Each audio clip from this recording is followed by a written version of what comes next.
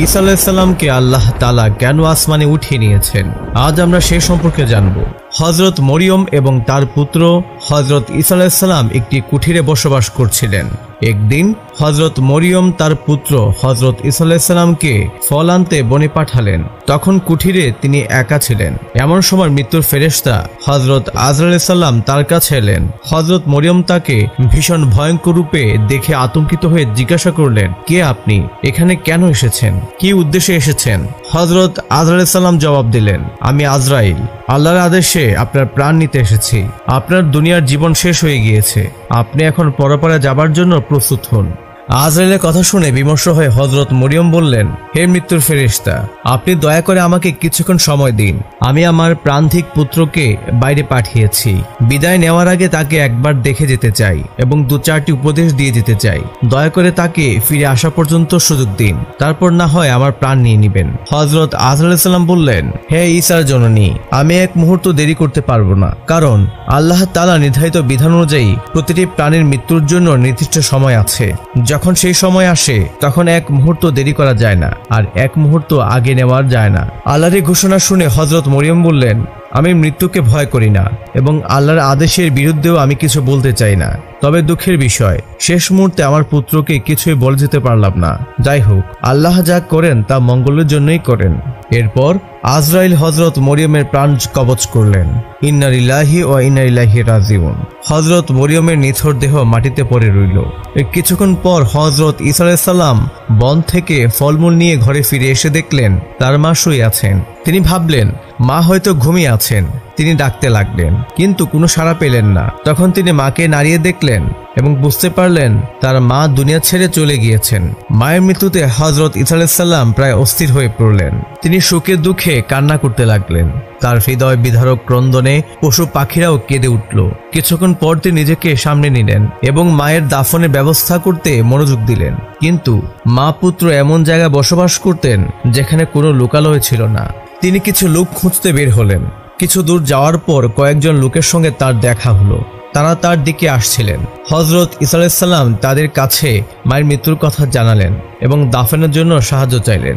তখন আগন্তুকরা বলল, হে আল্লাহর নবী, আমরা মানুষ নই, বরং আল্লাহর ফেরেশতা। আমরা আপনাকে সাহায্য করার জন্য এখানে এসেছি।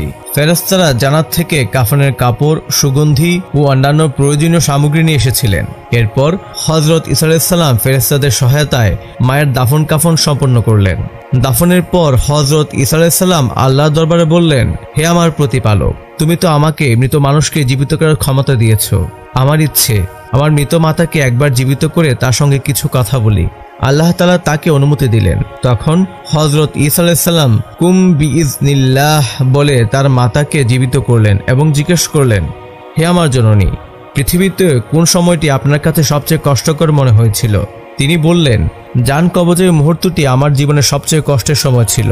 এরপর তিনি ছেলেকে কিছু উপদেশ দিয়ে আবার মৃত অবস্থায় ফিরে গেলেন। হযরত ঈসা আলাইহিস সালাম ছোটবেলা থেকে অত্যন্ত পবিত্র, সচেতন ও মেধাবী ছিলেন। মায়ের মতো তারও ইবাদতের প্রতি গভীর অনুরাগ ছিল। অধিকাংশ সময় তিনি ইবাদতে কাটাতেন। 30 বছর বয়সে আল্লাহ রাব্বুল আলামিন তাকে নবুয়ত দান করেছিলেন। একদিন আল্লাহ তাআলা ফেরেশতাদেরকে পাঠালেন হযরত ঈসা আলাইহিস সালামের কাছে এবং বললেন, আল্লাহ তাআলা তোমাকে বলেছেন লোকদের ইসলামের পথে দাওয়াত দেওয়ার জন্য। এরপর তিনি গ্রামে গ্রামে ঘুরে ঘুরে লোকদের ইসলামের দাওয়াত দিতে লাগলেন। ঈসা আলাইহিস সালাম অবিবাহিত ছিলেন। যেখানে রাত হতো সেখানে তিনি রাত যাপন করতেন, আবার সকাল নিজের কাজে বেরিয়ে যেতেন। একদিন এমন হলো যে বিশাল জনতা তার পেছনে ছুটতে লাগলো। তিনি একটি ছোট পাহাড়ের চূড়ায় উঠে লোকদের উপদেশ দিয়ে বললেন, কল্যাণ হোক তার যার অন্তর পবিত্র। তোমরা হয়তো শুনেছ, আমি পূর্ব থেকে বলে এসেছি, কেউ কাউকে হত্যা করো না। যে হত্যা করবে সে অবশ্যই শাস্তির যোগ্য। আমি তোমাদের আরো জানাচ্ছি, যে ব্যক্তি অন্যায়ভাবে তার ভাইয়ের প্রতি রাগান্বিত হবে সেও শাস্তির যোগ্য। তোমরা শুনে থাকবে। আমি তোমাদের বলতে চাই, যে ব্যক্তি খারাপ উদ্দেশ্যে কোনো নারীর দিকে তাকাবে সে তার অন্তরে ব্যভিচার করলো। তোমরা আরো শুনে থাকবে যে পূর্ব থেকে বলা হয়েছে মিথ্যা শপথ করবে না। তোমরা শপথ করলে অবশ্যই তা আল্লাহর জন্য পূরণ করবে। আমি তোমাদের আরো বলছি, তোমরা কখনো মিথ্যা শপথ করবে না। তোমরা হয়তো শুনে থাকবে যে বলা হয়েছে চোখের বদলে চোখ, দাঁতের বদলে দাঁত। কিন্তু আমি তোমাদের বলছি, অসৎ লোকদের প্রতিশোধ নেওয়ার চেষ্টা করো না। বরং কেউ যদি তোমার ডান গালে আঘাত করে তাহলে তুমি তার দিকে তোমার বাম গালও ফেরাও। কেউ তোমার কাছে কিছু চাইলে যদি তোমার সামর্থ্য থাকে তবে তাকে দিও, কেউ তোমার কাছে ঋণ চাইলে তাকে বিমুখ করো না। তোমরা শুনে থাকবে, তোমাদের বলা হয়েছে প্রতিবেশীর সঙ্গে ভালো ব্যবহার করবে এবং শত্রুর সঙ্গে শত্রুতা করবে, কিন্তু আমি তোমাদের বলছি শত্রুর সঙ্গেও ভালো ব্যবহার করো এবং যারা তোমাকে অন্যায়ভাবে কষ্ট দেয় তাদের জন্য দোয়া করো। তবে সাবধান, লোক দেখানোর জন্য ভালো কাজ করো না এবং যখন দোয়া করবে তখনও লোক দেখানোর উদ্দেশ্যে করবে না। দরজা বন্ধ করে গোপনে আল্লাহর কাছে প্রার্থনা করো। আর যখন তোমরা রোজা রাখবে তখন লোক দেখানোর জন্য মুখ বিষণ্ণ করবে না, বরং মাথায় তেল দিও, হাত মুখ পরিষ্কার করো। তোমরা জেনে রেখো, শুধু নিজে চিন্তা করো না কি খাবে কি পান করবে, আগামী দিনে চিন্তা করো না, কারণ প্রতিটি দিন নিজ দায়িত্ব পালন করবে। কারো বদনাম করো না, তাহলে কেউ তোমারও বদনাম করবে না। আল্লাহর কাছে যা চাওয়ার ইচ্ছা করো তিনি দিবেন, যে কিছু খুঁজে সে তা পাবে, আর যে দরজা খুলতে চায় তার জন্য দরজা খোলা হবে। আরো জেনে রেখো, ভালো গাছ ভালো ফল দেয়, খারাপ গাছ ভালো ফল দিতে পারে না। যে গাছ ভালো ফল দেয় না সেটি কেটে আগুনে জ্বালিয়ে দাও। হযরত মরিয়ম আলাইহিস সালামের ইন্তেকালের বেশ কিছুদিন পরে ইসলাম প্রচারের উদ্দেশ্যে হযরত ঈসা আলাইহিস সালাম পুরাতন বাইতুল মুকাদ্দাসে আসলেন। তিনি সেখানকার ইহুদি সম্প্রদায়কে সত্য ধর্মের দিকে আহ্বান করলেন, কিন্তু ঈসা আলাইহিস সালামের কথা শুনে ক্ষেপে গেল তারা। এক ইহুদি তাকে নানা অশ্লীল ভাষায় গালাগালি করতে থাকে। যখন ইহুদিরা সকলে তার বিরুদ্ধে কথা বলতে থাকে তখন হাওয়ারি নামক এক সম্প্রদায়ের কিছু লোক বলল, হে ঈসা নবী, আমরা আপনাকে নবী হিসেবে মানি, আমরা ইসলাম ধর্ম গ্রহণ করতে চাই। তখন হাওয়ারিদের কিছু লোক ইসলাম ধর্ম গ্রহণ করলো। হযরত ঈসা আলাইহিস সালাম ভূপ্রদেশ দিয়েও যখন ইহুদি সম্প্রদায় ও তার আত্মীয় স্বজনদের ইসলামের দিকে আনতে পারলেন না, তখন তিনি গভীর চিন্তায় মগ্ন হয়ে পড়লেন। এতে তিনি তাদের শত্রুতে পরিণত হলেন। তখন তিনি হাওয়ারিদের বললেন, তোমরা যেমন কাপড় পরিষ্কার করো তেমনি আল্লাহর প্রতি সত্যিকার ঈমান এনে নিজেদের অন্তরের পাপ দূর করে পরিশুদ্ধ করো, তাহলে তোমরা আল্লাহর প্রিয় বান্দা হতে পারবে। এরপর হযরত ঈসা আলাইহিস সালাম তার অনুসারীদের নিয়ে নাসিবিন শহরের উদ্দেশ্যে ইসলাম প্রচারের করার জন্য রওনা হয়ে গেলেন। যথাসময়ে তিনি উক্ত শহরের নিকটে পৌঁছে তার অনুসারীদের লক্ষ্য করে বললেন, তোমাদের মধ্যে এমন কে আছে যার ঈমান দৃঢ় এবং যে রাজ্যের ভেতর গিয়ে ঘোষণা করতে পারবে আল্লাহর নবী হযরত ঈসা আলাইহিস সালাম আগমন করেছেন? তোমরা সকলে এসে তার কাছে খাঁটি ধর্ম গ্রহণ করো। ইয়াকুব নামের এক ব্যক্তি এই কাজের জন্য প্রস্তুত হলো। তার সঙ্গে তুমান এবং তৎকালীন নবী হযরত শামাউন আলাইহিস সালামও প্রস্তুত হলেন। তিনজন একসঙ্গে যাত্রা শুরু করলে হযরত ঈসা আলাইহিস সালাম বললেন, ইয়াকুব অবশ্যই সবার আগে আমার নির্দেশ পালন করতে এগিয়ে এসেছে, কিন্তু মনে হচ্ছে সে আমাকে ছেড়ে পালিয়ে যাবে। তবে তোমাদের ক্ষেত্রে এমন কোনো কিছুই ঘটবে না, কিন্তু সে চরম বিপদে পড়বে। এই ভবিষ্যৎবাণী করার পর তারা গন্তব্যের উদ্দেশ্যে রওনা হলো এবং নসিবিন শহরে প্রবেশ করলো। সেখানে গিয়ে হযরত শামাউন আলাইহিস সালাম তার সঙ্গীকে বললেন, তোমরা শহরের ভেতরে প্রবেশ করো এবং এখানকার লোকদের হযরত ঈসা আলাইহিস সালামের আগমনের সুসংবাদ দাও। আমি এখানেই থাকছি, যদি তোমরা কোনো বিপদে পড়ো তবে আমি তোমাদের উদ্ধার করার চেষ্টা করব। তার প্রস্তাবে রাজি হয়ে ইয়াকুব এবং তুমান যথাস্থানে পৌঁছে গেল। প্রথমে ইয়াকুব লোকজনকে ডেকে বলতে লাগলো, হযরত ঈসা আলাইহিস সালাম তোমাদেরকে সঠিক পথ দেখানোর জন্য এসেছেন, তোমরা এসে তার কাছে সাক্ষাৎ করো। নসিবিন শহরের অধিবাসীরা ছিল কাফের। এই কথা শুনে তারা ছুটে এসে ধমক সুরে জিজ্ঞেস করলো, তোমাদের মধ্যে কে এই কথা বলেছে? ইয়াকুব ভয়ে অস্থির হয়ে পড়ল এবং নিজেকে বাঁচাতে তুমানের দিকে ইঙ্গিত করে বলল, এই লোকটি এসব কথা বলেছে, আমি কোনো কিছুই বলিনি। লোকেরা তুমানকে ধরে নিয়ে বাদশার সামনে হাজির করলো। বাদশা খবর শুনে বলল, একজন সাধারণ মানুষকে তোমরা কিভাবে আল্লাহ নবী বলছো? এই কথা আর কখনো বলবে না, আর যদি স্বীকার করো যে এ কথা আর বলবে না তাহলে তোমাকে ক্ষমা করা হবে, কিন্তু যদি তা না করো তবে কঠোর শাস্তি ভোগ করতে হবে। তুমান বাদশার কথা একটু ভীত না হয়ে বললেন, বাদশাহ, তুমি আমার যা ইচ্ছে করতে পারো, কিন্তু আমি কখনোই আমার বিশ্বাস থেকে ফিরে আসব না। বাদশা রেগে গিয়ে আদেশ দিল, এর চোখ উপড়ে ফেলো, হাত পা কেটে কদর্য স্থানে ফেলে দাও। বাদশার এই নির্দেশ কার্যকর হলে হযরত শামাউন খবর পেয়ে বাদশার দরবারে উপস্থিত হলেন এবং বললেন, জাহাপনা, আপনি যদি অনুমতি দেন তাহলে আমি তুমানের সঙ্গে কথা বলে শুনে আসি, সে হযরত ঈসা আলাইহিস সালাম সম্পর্কে আর কি বলে। বাদশা অনুমতি দিল এবং তার সঙ্গে কিছু লোকও পাঠালো। শামাউন তাদের নিয়ে তুমানের কাছে গেলেন এবং বললেন, তুমি যে ঈসাকে আল্লাহ নবী বলছো, তার কি কোনো নির্দেশনা আছে যা দেখলে তার নবুয়াতের ব্যাপারে আমাদের সন্দেহ দূর হবে? তুমান বলল, তার অলৌকিক ক্ষমতার ফলে অন্ধ, পঙ্গু ও অন্যান্য জটিল রোগে আক্রান্ত ব্যক্তিরা আরোগ্য লাভ করতে পারে। শামাউন বললেন, এমন কাজ তো চিকিৎসকরাও করে থাকেন, অন্য কোনো নিদর্শন থাকলে বলো। তুমান বলল, লোকজন ঘরে কি লুকিয়ে রেখেছে, তারা কি খায়, হযরত ঈসা আলাইহিস সালাম বাইরে বসে তা বলে দিতে পারেন।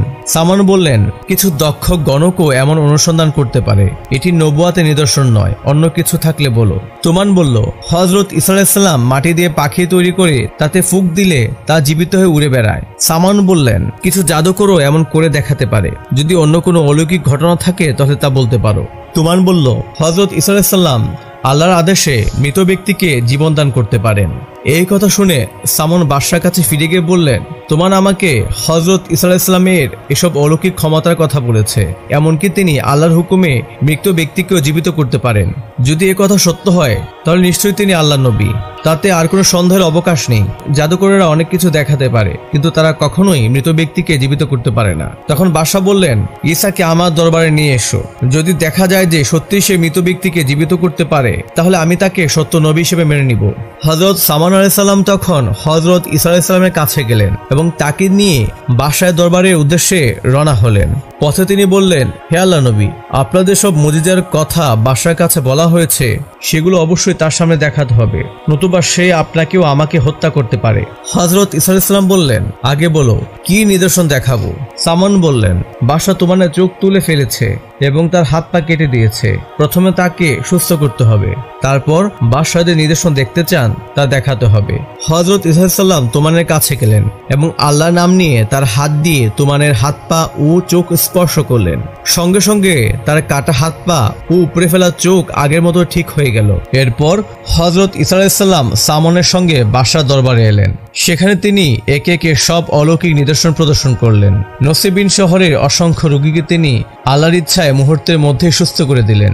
এরপর দরবার লোকেরা বলল, এ পর্যন্ত আমরা যা দেখেছি তা কোনো দক্ষ জাদুকরও তো করতে পারে, কিন্তু তারা কোনো মৃত মানুষকে জীবিত করতে পারে না, তুমি কি তা করতে পারবে? হযরত ঈসা আলাইহিস সালাম বললেন, আল্লাহর হুকুম হলে আমি তাও করতে পারবো। তখন তারা সবাই হযরত ঈসা আলাইহিস সালামকে নিয়ে একটি পুরনো কবরস্থানে গেলেন। সেখানে নবী নূহ আলাইহিস সালামের পুত্র শামের কবর ছিল। লোকেরা বলল, এই কবরের মৃত ব্যক্তিকে জীবিত করে দেখাও। হযরত ঈসা আলাইহিস সালাম কবরের কাছে গিয়ে প্রথমে 2 রাকাত নামাজ আদায় করলেন। তারপর তিনি আল্লাহর দরবারে মুনাজাত করলেন, হে সর্বশক্তিমান আল্লাহ, তুমি তোমার অসীম ক্ষমতায় এই কবরের মৃত ব্যক্তিকে জীবিত করো, যাতে লোকেরা তোমার ক্ষমতার নিদর্শন দেখতে পারে। হযরত ঈসা আলাইহিস সালাম মুনাজাত শেষ করা মাত্রই কবরটি ফেটে গেল এবং ভেতর থেকে চুল দাড়িওয়ালা একজন লোক বেরিয়ে এলো। তিনি উঠে প্রথমেই হযরত ঈসা আলাইহিস সালামকে সালাম করলেন এবং বললেন, হে লোকেরা, তোমরা জেনে রেখো এই ব্যক্তি আল্লাহর নবী হযরত ঈসা আলাইহিস সালাম, তোমরা তার প্রতি ঈমান আনো এবং তার অনুসরণ করো। এই ব্যক্তি ছিলেন নবী নূহ আলাইহিস সালামের পুত্র শাম। হযরত ঈসা আলাইহিস সালাম তাকে জিজ্ঞেস করলেন, হে শাম, তোমাদের যুগে তো মানুষের চুলদাড়ি সাদা হতো না, অথচ তোমার চুলদাড়ি এত সাদা কেন? শাম উত্তর দিলেন, হে আল্লাহর নবী, আমি জানতাম যে কিয়ামতের আগে আপনি পৃথিবীতে আসবেন। আমি যখন কবরে আপনার আওয়াজ শুনলাম তখন মনে করলাম কিয়ামত এসে গেছে। কিয়ামতের ভয় ও বিচারের আতঙ্কে মুহূর্তের মধ্যে আমার চুলদাড়ি সাদা হয়ে গিয়েছে। হযরত ঈসা আলাইহিস সালাম আবার জিজ্ঞেস করলেন, শাম, তুমি কি বলতে পারবে কত বছর আগে তোমার মৃত্যু হয়েছিল? শাম বললেন, 4000 বছর আগে আমি দুনিয়া ত্যাগ করেছি। হযরত ঈসা আলাইহিস সালাম বললেন, তুমি কি চাও আবার দুনিয়া ফিরে আসতে? চাইলে আমি আল্লাহর কাছে দোয়া করব যাতে তুমি আবার এখানে জীবনযাপন করতে পারো। শাম বললেন, না হে আল্লাহর নবী, আমি চাই না, দুনিয়া তো স্থায়ী বাসস্থানের জায়গা নয়, কয়েকদিন পর আবার আমাকে এখানে চলে আসতে হবে, তাহলে কিছু দিনের জন্য ফিরে গিয়ে লাভ কি? বরং আপনি আমার জন্য দোয়া করুন যাতে আল্লাহ রহমত আমার উপর সবসময় বর্ষিত হয়। এরপর কিছুক্ষণ কথা বলার পর শাম আবার কবরে চলে গেলেন এবং সঙ্গে সঙ্গে কবরটি আগের মতো হয়ে গেল। নসিবিন শহরের বাদশা ও তার সাধারণ লোকজন এই অলৌকিক ক্ষমতা প্রত্যক্ষ করল। তারা সবাই একযুগে হযরত ঈসা সালামের উপর ঈমান আনলো এবং সত্য ধর্ম গ্রহণ করলো। যখন ইহুদিরা দেখলো যে দিন দিন হযরত ঈসা আলাইহিস সালামের শিষ্য ও ভক্তদের শক্তি বাড়ছে এবং সাধারণ মানুষের মধ্যে তার সুনাম বৃদ্ধি পাচ্ছে, তখন তাদের মনে হিংসার আগুন জ্বলে উঠল।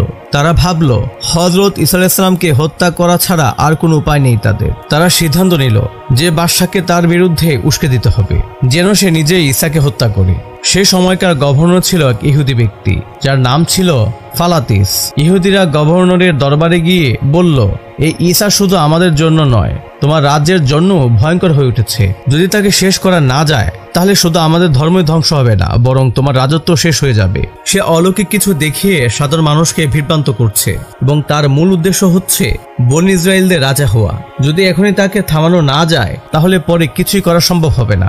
গভর্নর ফালাতিস তাদের চক্রান্ত পড়ে গেল এবং হযরত ঈসা আলাইহিস সালামকে আটক করার আদেশ দিল। এরপর সে বলল, তোমরা কি করেছো? এই ঈসা অলৌকিক কিছু দেখিয়ে সাধারণ মানুষকে আকৃষ্ট করেছে। যদি আমরা তাকে ছেড়ে দেই তাহলে সবাই তার অনুসারী হয়ে যাবে এবং তারা এসে আমাদের দেশ দখল করে নেবে। তখন ইহুদিদের নেতা কাইফা বলল, তুমি কি কিছুই জানো না, বুঝো না? আমাদের সবাইকে বিপদে ফেলার চেয়ে একজনকে মেরে ফেলা ভালো নয় কি? হযরত ঈসা আলাইহিস সালাম যখন ইহুদিদের এই ষড়যন্ত্রের কথা জানতে পারলেন তখন তিনি তার ভক্ত শিষ্যদের ডেকে বললেন, তোমরা বনী ইসরাইলের ভয়ঙ্কর পরিকল্পনার কথা জানো কি? এখন মহা পরীক্ষার সময় এসে গিয়েছে। কে আছো যে আল্লাহর দ্বীনের জন্য আমাকে সাহায্য করবে? শিষ্যরা সবাই একসঙ্গে বলল, আমরা একমাত্র আল্লাহ তাআলা ইবাদত করি। আমরা আল্লাহর কিতাবের এবং তার পাঠানো নবীদের প্রতি বিশ্বাসী। এরপর হযরত ঈসা আলাইহিস সালাম পাহাড়ে একটি গুহায় আত্মগোপন করলেন। এ সময় আল্লাহ তার কাছে ওহী পাঠিয়ে জানালেন, হে ঈসা, আমি শিগগিরই তোমাকে আকাশে তুলে নেব। ঈসা আলাইহিস সালাম তার শিষ্যদের ডেকে এই সংবাদ জানালেন। তারা এই কথা শুনে খুব দুঃখ পেলেন এবং কাঁদতে লাগলেন। তখন হযরত ঈসা আলাইহিস সালাম বললেন, তোমরা এখন আমার বিচ্ছেদের কথা ভেবে কাঁদছো, কিন্তু যখন শত্রুরা আমাকে হত্যা করার জন্য আক্রমণ করবে তখন তোমরাও আমাকে ছেড়ে পালিয়ে যাবে। শিষ্যরা বলল, হে আল্লাহর নবী, যতক্ষণ আমাদের দেহে প্রাণ আছে ততক্ষণ প্রাণপণে চেষ্টা করবে আপনাকে রক্ষা করতে, ইনশাআল্লাহ। এ সময় হযরত ঈসা আলাইহিস সালাম তার প্রধান শিষ্য সামাউনের দিকে তাকিয়ে বললেন, হে সামাউন, তুমি শিষ্যদের নেতা এবং আমার সবচেয়ে প্রিয় অনুসারী, কিন্তু বিপদের সময় তুমি আমাকে ছেড়ে চলে যাবে। পরবর্তী সময়ে যখন শিষ্যরা নিশ্চিত হলো যে ঈসা আলাইহিস সালাম আকাশে উঠে যাবেন তখন তারা জিজ্ঞেস করলো, হে নবী, আপনার পরে কি আপনার মতো আর কোনো নবী আসবেন? হযরত ঈসা আলাইহিস সালাম বললেন, হ্যাঁ, মক্কা নগরীতে কুরাইশ বংশে একজন নবী জন্মগ্রহণ করবেন যার নাম হবে মুহাম্মদ। তিনি আমার চেয়ে সম্মানিত এবং মর্যাদা সম্পন্ন হবেন। আদম আলাইহিস সালাম থেকে শুরু করে আমি ঈসা আলাইহিস সালাম পর্যন্ত যত নবী এসেছেন তিনি সবার চেয়ে শ্রেষ্ঠ হবেন। আমাদের সবাইকে তার আগমনের সুসংবাদ দিতে বলা হয়েছে, কারণ তিনি শেষ নবী, সকল নবীর নেতা। তিনি আরো বললেন, শেষ নবী উম্মতের মধ্যে এমন অনেক আলেম থাকবেন যার মর্যাদার দিক দিয়ে বনী ইসরাইল নবীদের সমান হবে। এরপর তিনি শিষ্যদের উপদেশ দিয়ে বললেন, আমি তোমাদের শেষবারের মতো উপদেশ দিচ্ছি, যখন শেষ নবী পৃথিবীতে আসবেন তখন তোমরা তার কাছে আমার সালাম পৌঁছে দিবে। আমি তোমাদের জন্য সামনকে নেতা বা খলিফা নিযুক্ত করে যাচ্ছি, তোমরা তার আদেশ মেনে চলবে। শিষ্যরা সবাই সম্মতি জানালো।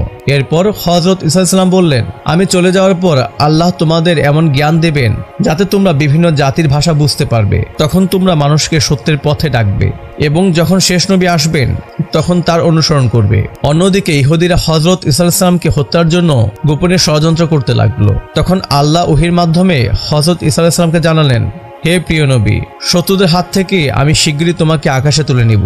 এরপর তিনি আবারই গুহার মধ্যে চলে গেলেন। কিছুদিন পর ইহুদিরা জানতে পারলো যে ঈসা আলাইহিস সালাম এক গুহায় বসবাস করছেন। তখন তারা সেই গুহার কাছে গিয়ে হাজির হলেন। তারা সারাটি রাত ধরে গুহার চারিপাশে পাহারা দিল, যাতে তিনি বাইরে বের হলে তাকে সঙ্গে সঙ্গে ধরে হত্যা করে ফেলতে পারে। এমন সময় আল্লাহ তাআলা এক ফেরেশতা পাঠালেন এবং সবার সামনে হযরত ঈসা আলাইহিস সালামকে চতুর্থ আসমানে তুলে নিলেন। সেখানে তিনি বাইতুল মামুর নামক স্থানে ফেরেশতাদের সঙ্গে বসবাস করতে থাকলেন।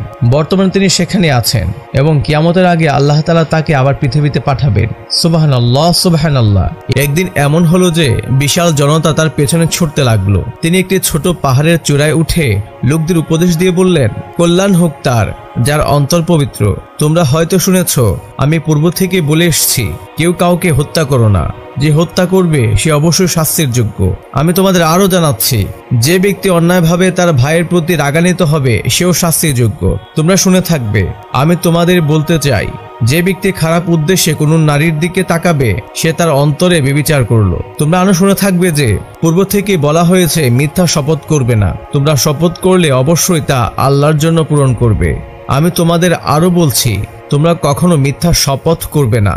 তোমরা হয়তো শুনে থাকবে যে বলা হয়েছে চোখের বদলে চোখ, দাঁতের বদলে দাঁত, কিন্তু আমি তোমাদের বলছি, অসৎ লোকদের প্রতিশোধ নেয়ার চেষ্টা করো না। বরং কেউ যদি তোমার ডান গালে আঘাত করে তাহলে তুমি তার দিকে তোমার বাম গালও ফেরাও। কেউ তোমার কাছে কিছু চাইলে যদি তোমার সামর্থ্য থাকে তবে তাকে দিও। কেউ তোমার কাছে ঋণ চাইলে তাকে বিমুখ করো না। তোমরা শুনে থাকবে তোমাদের বলা হয়েছে প্রতিবেশীর সঙ্গে ভালো ব্যবহার করবে এবং শত্রুর সঙ্গে শত্রুতা করবে, কিন্তু আমি তোমাদের বলছি শত্রুর সঙ্গেও ভালো ব্যবহার করো এবং যারা তোমাকে অন্যায়ভাবে কষ্ট দেয় তাদের জন্য দোয়া করো। তবে সাবধান, লোক দেখানোর জন্য ভালো কাজ করো না এবং যখন দোয়া করবে তখনও লোক দেখানোর উদ্দেশ্যে করবে না। দরজা বন্ধ করে গোপনে আল্লাহর কাছে প্রার্থনা করো। আর যখন তোমরা রোজা রাখবে তখন লোক দেখানোর জন্য মুখ বিষণ্ণ করবে না, বরং মাথায় তেল দিও, হাত মুখ পরিষ্কার করো। তোমরা জেনে রেখো, শুধু নিজে চিন্তা করো না কি খাবে কি পান করবে, আগামী দিনে চিন্তা করো না, কারণ প্রতিটি দিন নিজ দায়িত্ব পালন করবে। কারো বদনাম করো না, তাহলে কেউ তোমারও বদনাম করবে না। আল্লাহর কাছে যা চাওয়ার ইচ্ছা করো তিনি দিবেন। যে কিছু খুঁজে সে তা পাবে, আর যে দরজা খুলতে চায় তার জন্য দরজা খোলা হবে। আরো জেনে রেখো, ভালো গাছ ভালো ফল দেয়, খারাপ গাছ ভালো ফল দিতে পারে না। যে গাছ ভালো ফল দেয় না সেটি কেটে আগুনে জ্বালিয়ে দাও। এই ছিল আজকের গল্প। কেমন লাগলো তা আমাদের কমেন্ট করে জানাতে ভুলবেন না। আজ তাহলে এই পর্যন্তই। ভালো থাকবেন, সুস্থ থাকবেন। আল্লাহ হাফেজ। আসসালামু আলাইকুম।